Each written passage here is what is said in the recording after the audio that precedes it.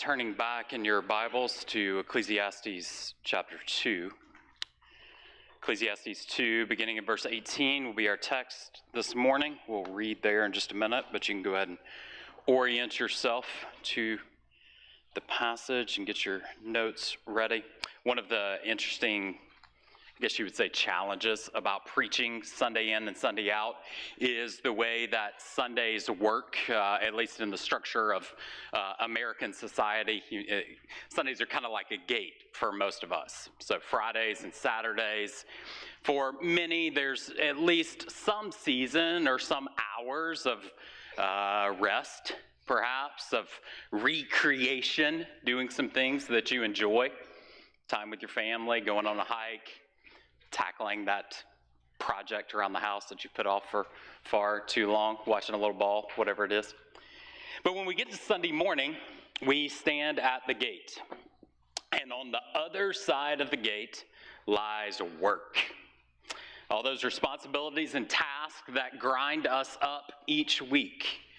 Work looms so large for the modern American that most of the time, by the time we get to the gate, by the time we open our eyes on Sunday mornings, our minds are already racing ahead to the grind that awaits on the other side. For many of you, it's hard to even put your phone down in this space and not go ahead and begin churning on the things that you know are going to confront you when you wake up in the morning.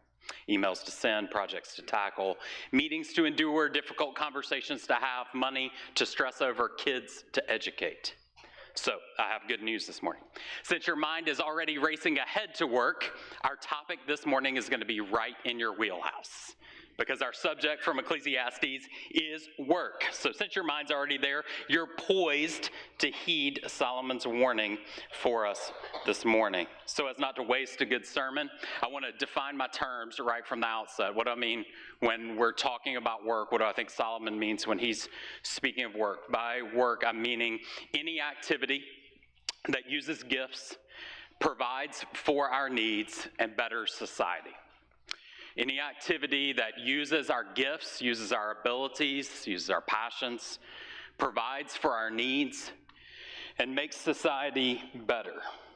It's an overly simple definition, hopefully not simplistic, but I'm attempting to broaden our discussion of work this morning so that everybody can get inside. If we use this as a definition, then we widen the perspective of work beyond.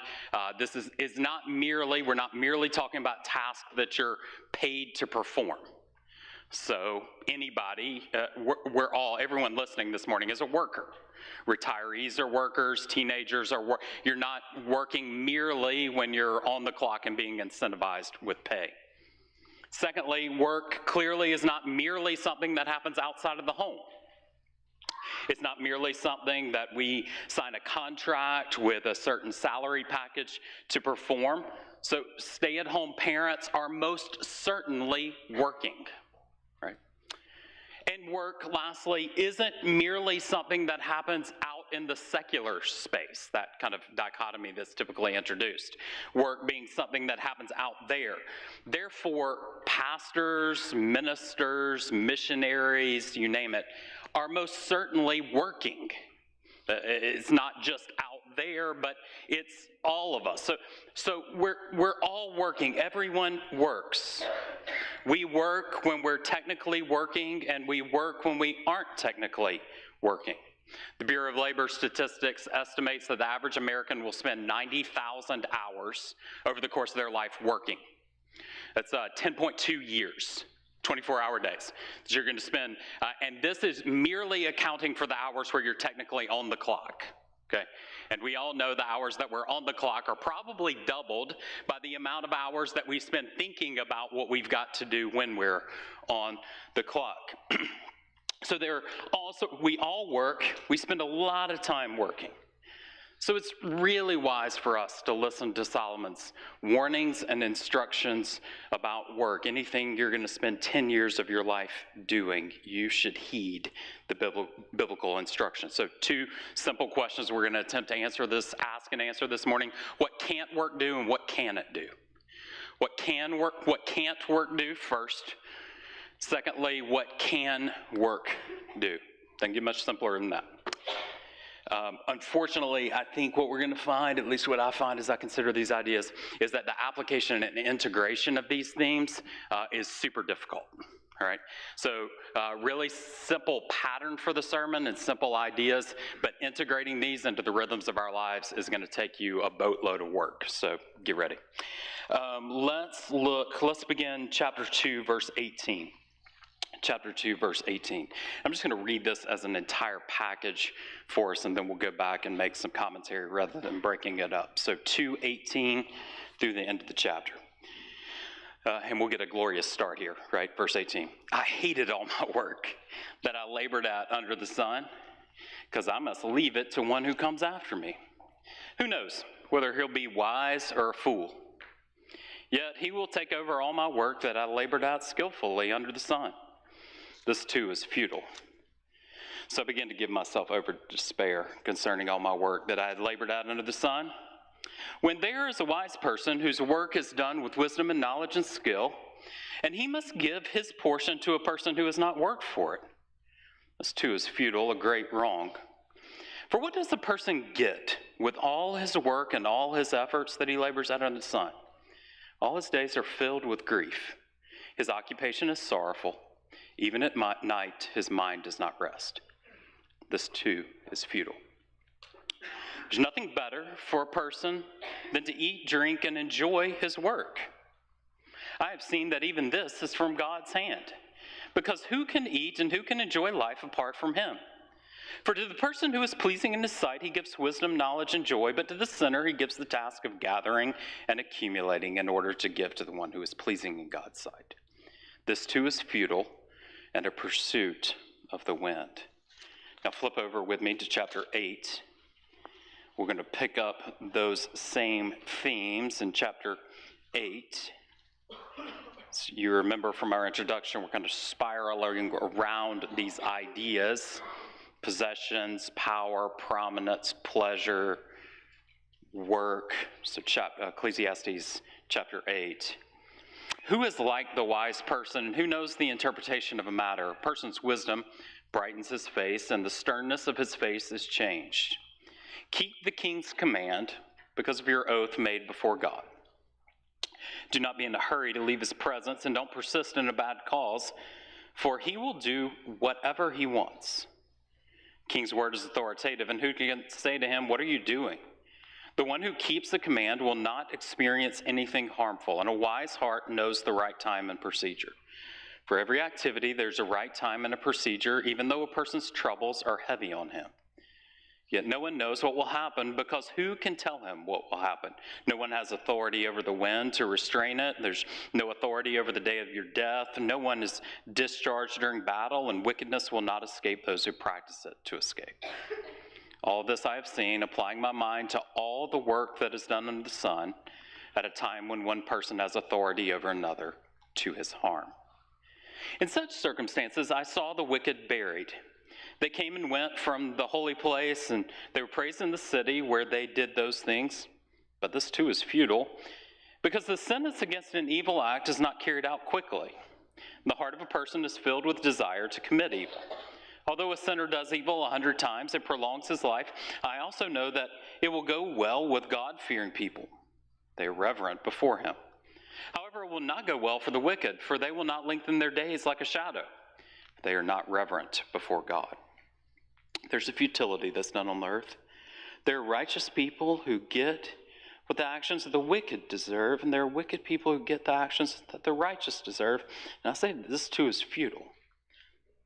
So I commend enjoyment, because there's nothing better for a person under the sun than to eat, drink, and enjoy himself. For this will accompany him in his labor during the days of his life that God gives him under the sun. When I applied my mind to know wisdom and to observe the activity that's done on the earth, even though one's eyes do not close and sleep day or night, I observed all the work of God, and I concluded that a person is unable to discover the work that's done under the sun. Even though a person labors hard to explore it, he cannot find it. Even if a wise person claims to know it, he is unable to discover it. What can't work do? 5 things. First, work can't produce lasting results. Work can't produce lasting results. Solomon laments this fact at the start of chapter 2 in our reading in verse 18. He says what is maddening to good workers. Anyone who runs a business or leads a company prides yourself in doing the exact opposite of what Solomon says is true in a futile world. If you're going to build a lasting company, you have to have consistent results. In fact, you have to almost be able to guarantee those results. Come into a restaurant one day and get a juicy, mouth-watering steak cooked just the way you like it, and the next time come in and get an overcooked, fatty steak that's a waste of your $40. You're not going back to that restaurant, right? You have to order a product and get great customer service one time, and then the next time get sloppy customer service, the wrong product, get that mind-numbing chat box on the website that you can't get a bot, somebody other than a bot to talk back to you. You're done, right? You've got to be able to guarantee results. But Solomon says work can't do that. Work at the kind of the macro level. Verse 18, Solomon's concern, look back in chapter 2, verse 18. Solomon's concern isn't so much about not being able to guarantee the work like while he's alive, but the fact that he can't guarantee results after he dies. He knows that whatever he produces in this life, whatever he generates through his work, it's going to go to the next generation. And he meets the foe of death, again, in verses 18 and 19. And he realizes, regardless of how great a kingdom he builds, regardless of what he establishes, he's going to die in verse 19. It's far from a flippant claim, isn't it? I mean, who knows who's going to get it after me? Maybe it's going to be a great person. Maybe it's going to be a fool. We see this point validated all the time, don't we? We see it in politics, we see it in business, we see it in sports, we see it in churches, unfortunately. Someone builds something really healthy, really strong. The next person comes and makes a mess of it. And we might go one step further. It often takes far less time to unravel something good than it does to build that good thing in the first place, right? It can all be unraveled in an instant. Your work can't produce lasting results. You can't secure that. Secondly, work can't overcome all inequality. Work can't overcome the fundamental inequality of life in a fallen world. Look in verse 21. This is, if we were paralleling illustrations here, this is the dreaded foe of the group work assignment in high school. Get the project, and the teacher forms random, quote finger, groups of 4. And in this group is one student whose identity is way too caught up in grades, and so she's going to crush it. There's another student who is actually super smart, and she doesn't have to try really hard, but she's going to contribute. And then they're just like number 3 and number 4, right? And number 3 is longing to date the group and the girl in the group over there, and number 4 is struggling to remember what subject this assignment is a part of in the first place, right? But you get to the end, come presentation day, and the teacher gives a grade. And that grade gets shared among the students of that group, some who've worked hard and some who've done little to nothing. Solomon laments this inequality in the structure of human society in verse 21. Some work, notice he says, some work with wisdom, knowledge, and skill, and they have to give a portion of what they've earned to someone who's done nothing. I mean, just like, this stinks. This isn't equitable. This isn't right. In a non-sin infested world, such inequality would not exist. Humans would flourish in a perfect world that God had made. But in a Genesis 3 world, and remember we've said this whole book is a commentary, it's a double click on Genesis 3 and the curse. In a Genesis 3 world, society's fractured. It's broken. It's marred by evidence of unrighteousness that we read about last week in Galatians 5. So we have strife, we have hatred, dissension, factions, envy, and in that kind of world, people take advantage of others. The workload is not shared. There's no perfect form of society, capitalist, socialist, you name it. There's no perfect form. You can't account for the fundamental brokenness that we experience through work. So to use Solomon's language, look in verse 21. He says, there are all sorts of great wrongs. You ever felt that when you interact with work and the structure of society? There's minor wrongs and big wrongs and super complex wrongs and super simple. There's just a bunch that's wrong. So Solomon says, I hated all my work. A lament that's a reflection of how far we are from Eden, right? This is just not the way it's supposed to be. And you know this to be the case. I mean, you know it in your job.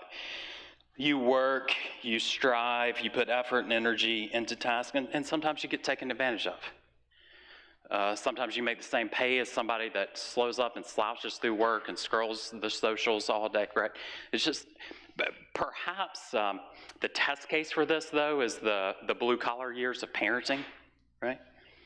I mean, a huge expenditure of physical and emotional energy going into raising a child, and it is not an equitable relationship, right? The child takes, and they take almost exclusively at the start. Other than the cute snuggles, there's almost nothing in return. There's nothing being given. The child takes, and this pattern continues. It continues in all of our work. And what Solomon is doing here is moderating our expectations. It doesn't mean that there aren't better or worse forms of taxation, or it doesn't mean that we shouldn't strive to reward hard work and disincentivize laziness. But it does mean you are not going to reverse the curse through your work alone. You will not work your way into reversing the curse. Politics and law and business and the like. You can't work your way into a perfect society where equality and blessing abound for all. In fact, you can't even structure your own home that way, right? You can't structure this little kingdom that you oversee such that there are always clear and immediate returns for work that's perfectly equitable. There will be, in all work, there will be unfruitful and unsatisfying expenditures of labor. It's just the way a Genesis 3 world is structured. Thirdly, work can't provide peace. Work can't provide peace. Look in verses 22 and 23. He repeats the claim. We actually commented on it last week because it's repeated in the book. What do you get? Like, what's verse 22? What's the profit? What's the reward for all my work? Well, the reward, he mentions three things. I get grief, sorrow, and restlessness. Ugh. Right? That's what's coming for work. And notice, and this is a place I want to press us a bit, it's not just like this is the reward for bad forms of work, but this is all work. Work is perhaps uniquely subject to the grass is greener on the other side temptation, isn't it? We've all fallen into this from time to time. You start a job right out of college. You studied and prepared to get the, quote, job of your dreams, only to learn within about the first week that job was make-believe, right?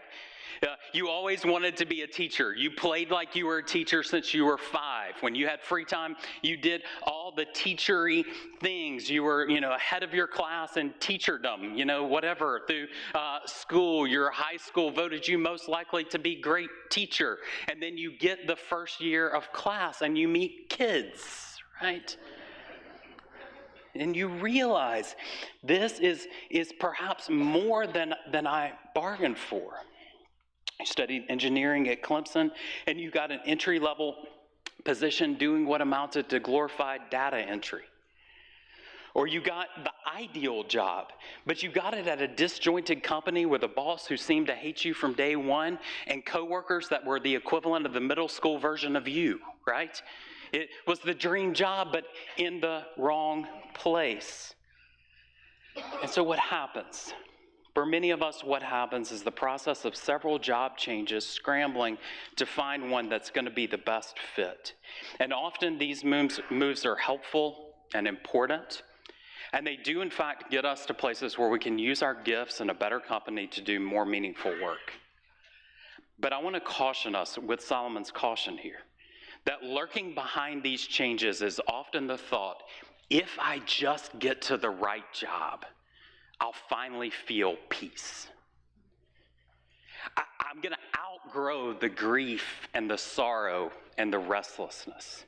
It's kind of like the girl with the ideal future husband, and her ideal future husband list contains about 100 items, right? And you hear her rattle off that idea, and you're like, I mean, just bad news. That dude doesn't exist. Ever. Like, he's never been born. Somebody that checks all of those boxes. It's not out there. The same is true for work. It's going to produce grief, sorrow, and restlessness. There are relative degrees to this grief. Some jobs are worse than others, but you will not find griefless, sorrowless work. If you want peace, and we all do, you're going to have to look somewhere other than your work to find it. Much like the joy in marriage, if you spend all your time waiting on the perfect job, you'll squander a lot of the good years that God has given you to steward your energy and your resources on this earth. Perfect work doesn't exist. It can't provide peace. Fourthly, work can't control the world. Work can't control the world. Said differently, there are fundamental limitations to all of our jobs. Remember the outset of chapter 8? Chapter 8's a bit cryptic, more than we can say on the chapter and then I have time to this morning. Solomon starts chapter 8 using the example of a king to basically make one point. A king's going to do whatever he wants to do. I mean, you can go and you can lobby and you can say all kinds of great things, but at the end of the day, the king's going to act on his own whims. He's going to do, so don't give a ton of effort to lobbying to the king. Give effort to keeping your word. Do that. But don't waste a ton of energy thinking you're going to change the king's mind. Because in verses 3 and 4 of chapter 8, he says, the king is going to do whatever he wants. So make sure you're honorable and you act with integrity, but don't spend a whole lot of time thinking you're going to change things. He then continues, verse 8 of chapter 8, no one has authority over the wind to restrain it, and there's no authority over the day of death. In other words, in all of your work, there's going to be a whole bunch of things that are beyond your control.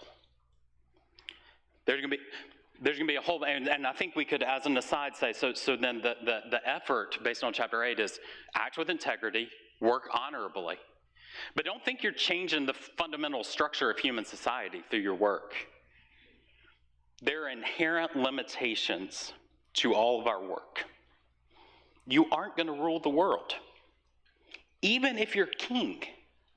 One king rises and dies, just like the rest.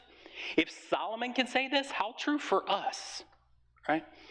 The same pattern of foolish generations applies. So even if you rise, Solomon say, even if you rise to a place of significant authority where you're making decisions that are changing the structure of some small society, your domain is fundamentally limited.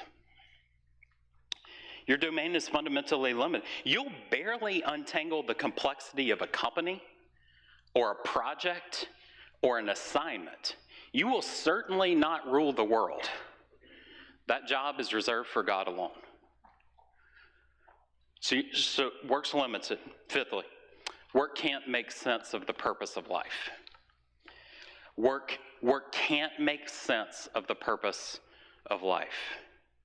In verses 16 and 17 of chapter 8, Solomon makes the point that work isn't, through your labor, you're not going to, and this is a kind of a play on words here, through all of your work, you're not going to be able to uncover all of God's work.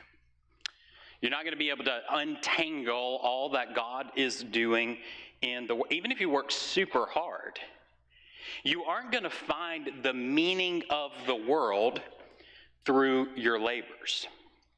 In fact, if Solomon's point about futility is true, and it is, then your work is actually going to uncover more of the futility and meaninglessness and enigmatic nature of our world. It's going to lead to more angst and frustration. You're not going to, through your hard work alone, get to the point where I got it. I found it. I understand it. And the mere complexity of the fabric of our society makes this clear. I mean, think about the jobs that you and I do. You choose a domain for your work, from construction to art to teaching to law to medicine. And to make a career in those areas, you actually have to hone your skills in a very refined way, a subdiscipline within the overall discipline. And let's just say that you're the best in that little subdiscipline of the overall discipline. You're the best there is in the field. You master your job. You're the world's leading expert on whatever that field is. You got to admit, you have little knowledge of the other domains and disciplines that are out there. A brain surgeon, for example, can't create a perfect society of meaning and purpose through surgery alone. Nor can an accountant manufacture an ideal economic grid for all of society. We're limited, and our work is not going to lead us to the point that we can say, here's society, here's your purpose. I found it through my work. If you just follow the guidelines and the principles that I set out, you're on the path. Now, before we move to what work can do, there's wisdom. I want you to heed a warning from Zach Eswine's commentary on the book of Ecclesiastes, and it's incredibly appropriate here. He's commenting on the trend that people have to actually speak about the themes of the book of Ecclesiastes. For example, someone that says something like, I hate my job. Ever heard that? Right? The workroom banter, this is all terrible. And he cautions wisely against overcorrecting and crushing someone. Instead, he encourages us to leverage the expressed futility to provide gospel hope. Here's what, instead of stopping someone who tells you that they hate life or work, maybe we're supposed to listen to the unanswered moment and to enter that discomfort with the language or silence that God gives us. Maybe we're meant to ask, what is it about the things under the sun that makes this person say that he hates his life or his work? Perhaps we are meant as God's people to learn how to enter such things with him. This keeps us out of two ditches. I hate work. Yeah, you know I do too. It's terrible, right? Christian, avoid that ditch. But also the ditch of the quick Jesus juke answer, the trite, superficial drop of verse. What he's encouraging us is to be the kind of people that said, you know what, this is kind of futile. If you're looking for meaning and purpose here, but let me be the kind of person who can articulate why the good news is good news to me in the face of futile work. Right? To enter the complexity with the language that God gives us, to tap into that futility that we experience as Christians as well, and to tell people why Jesus offers a better way. Right? Now, quickly, 3 things that work can do for us. 3 things that work can do for us. I want to reread two verses, or 2 little sections. So look in chapter 2, verses 24 and 25. Nothing better than to eat, drink, and enjoy his work, which is just a super odd thing to say on the heels of just saying all those terrible things about work, isn't it?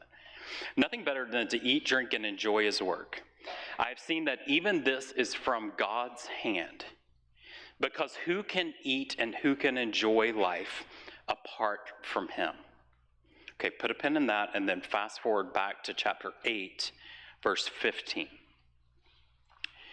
Okay, nothing better, eat, drink, and enjoy work from God's hand. Who can enjoy it apart from him? Verse 15. So I commended enjoyment, because there's nothing better for a person under the sun than to eat, drink, and enjoy himself. For this will accompany him in his labor during the days of his life that God gives him under the sun. Now, there's 2 ways to take these embedded instructions. We could view them dismissively, from the perspective of life under the sun, and say these refrains are merely like a hedonistic creed, akin to eating caviar on the deck of the Titanic, right? Everything's sinking, so the best you've got, non-Christian, is eat, drink, and be merry, because tomorrow you're going to die, right? I don't think this is the best interpretation of these verses for at least 4 reasons, quickly. One, because Solomon repeats them 7 times in the book. He returns back to this idea more than any other exhortation in the book of Ecclesiastes. He comes back time and time again to this refrain, eat, drink, and be merry. Honor God. He's going to extend it. Honor God, keep his commands, but it's all couched in this same frame. Secondly, Solomon has already, if you remember, pointed to the limitations of pleasure alone.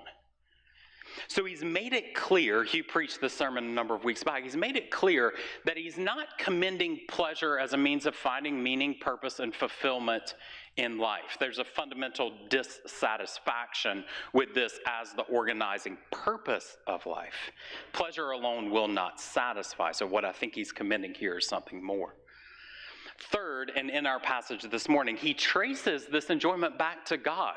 Did you notice that in verses 20? He traces it upward in at least 2 ways in verse 20, the end of 24 and 25. It's from God's hand, because who can eat and enjoy life apart from him?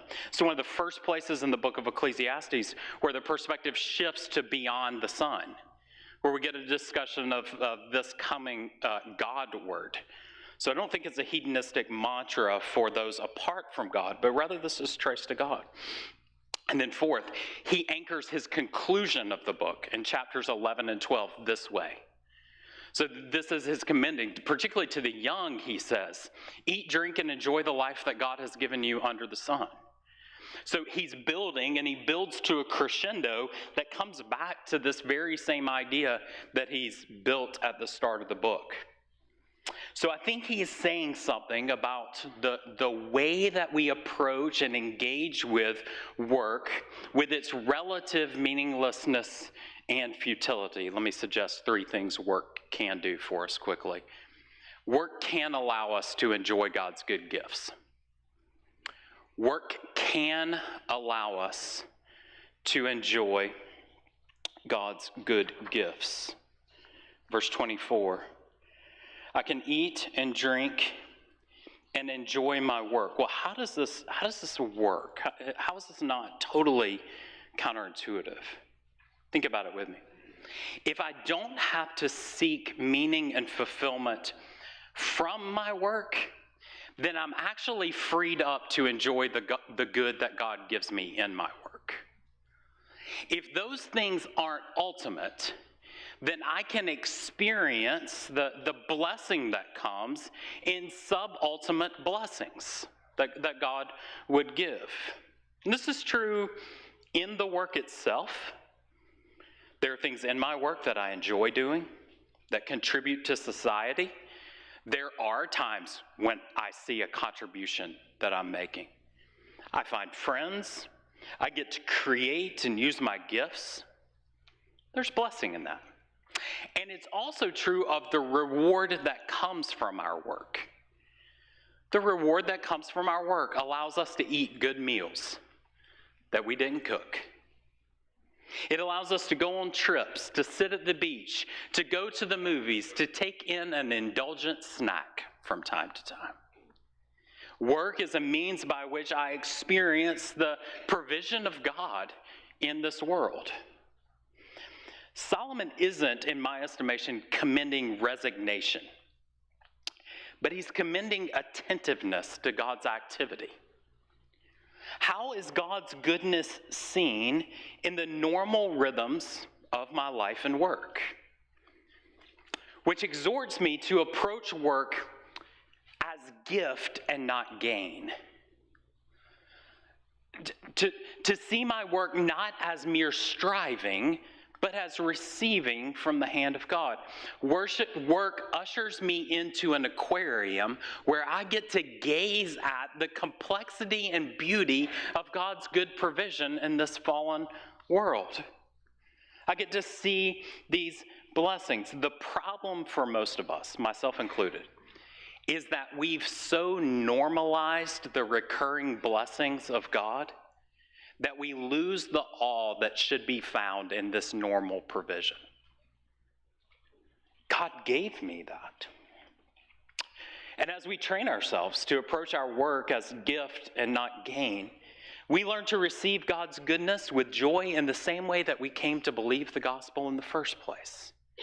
Remember, the message of salvation came to us not as works that we must attain, not as effort, but as a gift of grace that we receive by faith. This is what it means to be a Christian, to fundamentally be a receiver, not an earner. What if that same posture, the way you came to Christ in the first place, was the means by which you approached your Monday to Friday toil? I'm not fundamentally a striver, but I'm a receiver. In the same way, we move into our work hours or our homeschool task or our school assignments with hyper-attentiveness for the roses that grow among the thorns and the thistles of life in a fallen world.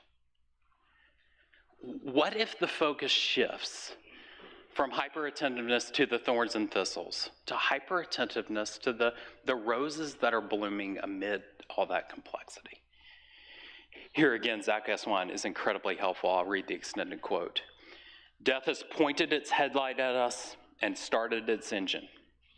Therefore, we must learn from God how to enjoy what God has given us, knowing that it cannot save or satisfy us.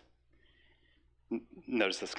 Trying to turn a grapefruit into a baseball doesn't dismiss the value of the grapefruit, but it does make for a really disappointing baseball game. If you want to enjoy the fruit's value, we have to treat it according to the use that God gave it and try to resist using it for things it was not meant for. A grapefruit cannot give us the thrill of a home run, but it can make breakfast pleasant. I would take odds at that. I'm not really sure, but you get the point. So it is with our spouses, our food, our work, our place in the world. None of these things can satisfy our souls or provide the gain that only God can give. Trying to use them as such will only disappoint us. Yet these creations are God-given and they possess divine purpose. Joy resides in using them for what they were made for. Your work doesn't validate your identity. It doesn't give meaning and purpose. We use it for what it was made for, and we see God's goodness within it. Secondly, work is the way we get to worship God. Work is the way we get to worship God. If we receive the good things that come through work as a gift, and we expect the hard things that come through work because of the fall, then our joyful and faithful effort in our work is a means by which we worship God. We don't get too bent out of shape by the frustration and futility we expect it in the Genesis 3 world. We tap into God's goodness and his created design, and we get to express worship to him. Notice in verse 25 of chapter 2, we can't enjoy these things apart from his hand. In other words, we're meant to trace this back to God, both from God, and then our activity, our effort is a means of pointing honor and glory back to him. The point surely isn't you can't enjoy good gifts apart from God. People do that every day. The point is true joy, true contentment is only found in seeing and celebrating these things as coming from God and my activity as returning back to God. This is why in Colossians 3, in the exhortation to slaves, Paul says, whatever you do, do it from your heart as something done for the Lord and not for people, knowing that you'll receive a reward. When we work hard, when we work well, when we act with integrity and excellence, we're directing those efforts to God. He sees them and he will reward. Which means I don't have to get so bent out of shape about what my boss thinks, whether my kids notice, whether it seems like I'm making a contribution. My work is an activity of honoring God. And that's enough. Lastly, work provides us with a way to reflect God's character for whatever days he allows us to live. This is the point made at the end of chapter 8. Work is a means by which I get to reflect God's character, show the world what he's like for however long he allows me to live. This is what, notice back in verse, this is what God has given for our days under the sun. In other words, God fashioned us to be workers. This is fun to think back to Genesis 2:15. He put Adam and Eve in the garden to do what? Some of your translations actually use the word. Some are going to say cultivate and care for the garden. Others are going to say to work it and to keep it. This is pre-fall, before sin entered the world. Work was a part of God's good design. And I think it's fundamental to the image of God, because God is the God who works. And there's dignity in that. There's dignity in tapping into our created design as being workers, in representing him and bringing care to the world. Even Jesus, think about this. I mean, even Jesus came into the world as a worker. I mean, he didn't have to, but he entered as a carpenter. He entered doing dignified work in a fallen world. When we give ourselves to work and watch over God's good world, we're his representatives, acting in faith that he's doing more than we can know or see through our effort. While our work can't reverse the curse, our work can reflect the activity of a God who is doing just that. We can't reverse the curse through our activity alone, but by our work, we can tap into the character and image of a God who is doing that very thing right now in ways that we can't often see. Perhaps you're familiar with the often told story from Tolkien's Toil in the Lord of the Rings trilogy that makes this point. He got to the middle of the writing of that series, and his mind just bogged down with the complexity. If you've ever read the story, you recognize dude's inventing a couple of worlds that have never existed, and language and characters that had never been seen. It's a fascinating journey of complexity, not to mention about midway through the writing of that series, World War II entered the world and fundamentally changed the structure of society, and he kept getting bogged down. He didn't know how to untangle his characters. There were far too many subplots to bring resolution, and he lamented the fact that he would never finish the series. Along the way, a newspaper asked him for a short story, and he submitted the short story Leaf by Niggle, just a short story told about a painter. And the painter was Tolkien's effort to get inside of his own journey, because the painter was attempting to paint a massive forest, and he kept getting lost in single leaves, right? He would draw this leaf and obsess about the complexity of it, and he would walk away from the painting, and he would never come back. And the forest was out there. It was overwhelming. It was complex, and all he had drawn was a single leaf. And then the painter died with just that leaf drawn. An abject failure from all intents and purposes. And along the way, as he recounts this story, he's ushered into his heavenly resting place. And along the way, he meets two characters, Justice and Mercy.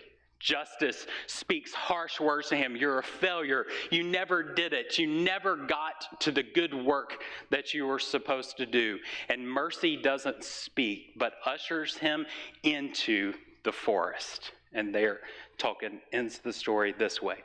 Before him stood the tree. It was his tree, and it was finished. Its leaves opening, its branches growing and bending in the wind that Nigel had so often felt or guessed, yet he'd often failed to catch. He gazed at the tree, and he slowly lifted his arms, and he opened them wide, and he said, "It's a gift." And there he recognized that there was something significant about the insignificant work that he was doing on this earth, that God was ultimately painting this grand forest that lies beyond what he could see or comprehend. What if that was the way that you approached your work? Little leaves, most of which will go unfinished, but somehow in the grand tapestry of a sovereign God are being orchestrated into a magnificent forest that you'll only fully see and realize in your heavenly dwelling. So work with that purpose in mind. Would you join me as we pray?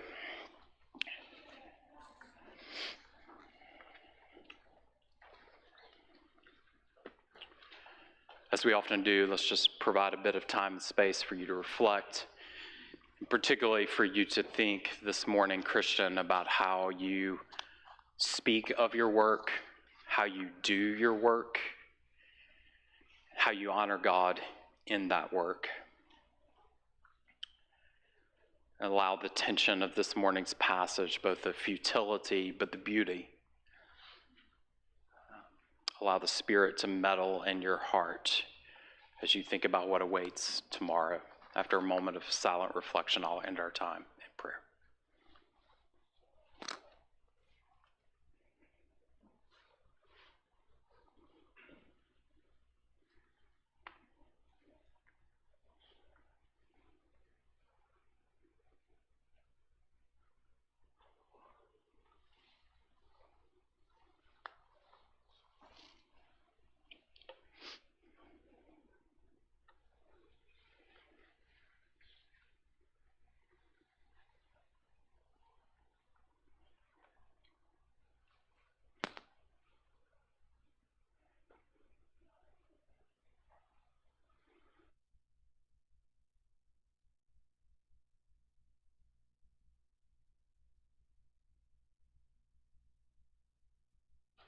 Our Father, we thank you that you have structured this world such that we are fundamentally receivers and not earners.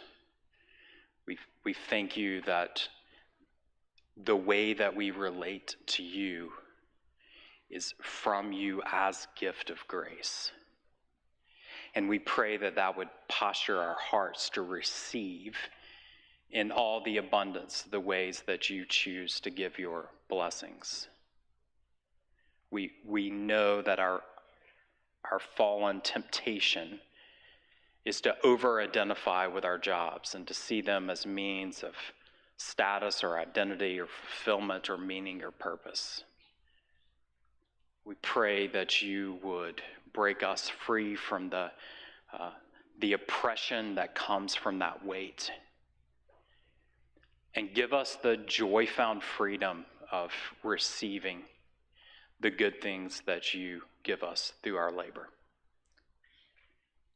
Would you give us optimistic hope that even in our work in ways that we can't see and will probably never realize in these days, that you are orchestrating a beautiful tapestry of a new heavens and new earth, where the effects of Genesis 3 and the curse are removed, and where we will see your perfect splendor forever. And to the extent that you give us opportunities to reflect that character and the work that we do, we pray that we would do them with joy and hope and optimism for the sake of Christ. Amen. The band's going to come now and lead us, and I'm going to invite you, if you would, to stand. Words of the songs will be on the screen. We're going to sing before we are dismissed.